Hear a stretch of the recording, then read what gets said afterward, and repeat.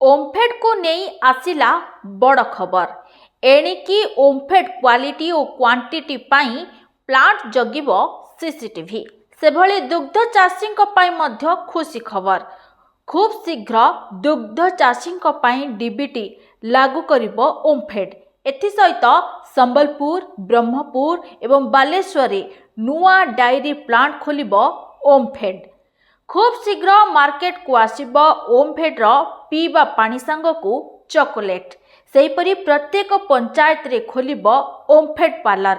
ओमफेड समीक्षा बैठक पर मत्स्य और पशु संपद मंत्री गोकुलानंद मल्लिक एही सूचना देछन्ते। से कहछन्ते ओमफेड हेउछि ओडिशार अस्मिता।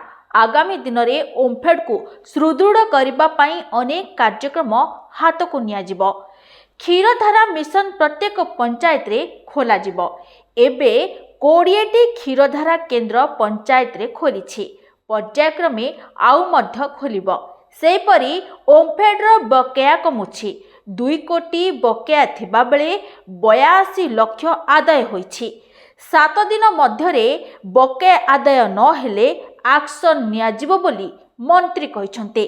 अन्यपटे समीक्षा बैठक में खूब शीघ्र डीबीटी लागू करने को निर्देश देछन्ते।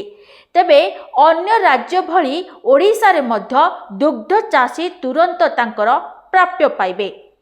पंचायत क्षीरधारा केन्द्र माध्यम रे क्षीर देले चाषी अकाउंट को जीव सीधा सड़क पेमेंट।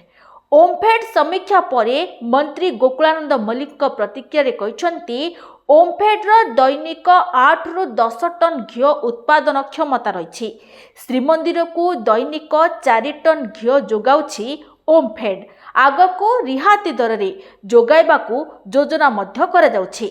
सेपटे किछि दिन तले श्रीमंदिर रे केवल ओमफेड घी व्यवहार हेबो बोली निष्पत्ति नियैथिला। एमिति कि महाप्रसाद प्रस्तुति एवं दीपरे केवल ओमफेड घी व्यवहार हेबो। एथिसह आवश्यकता दृष्टि स्वतंत्र डिपो व्यवस्था करा जिवो। घी दाम ह्रास पाई मंदिरर निजोग चिठी माध्यम ओमफेड एमडी को अनुरोध करिसन्ते। एथिसहित अन्य घी श्रीमंदिर भितर को नेले कार्यानुष्ठान चेतावनी मध्य दिया जायछि। वरिष्ठ सुपरवाइजर एवं कमांडर एथिप्रति आवश्यक पदक्षेप नेबाकू निर्देश दिया जायछि।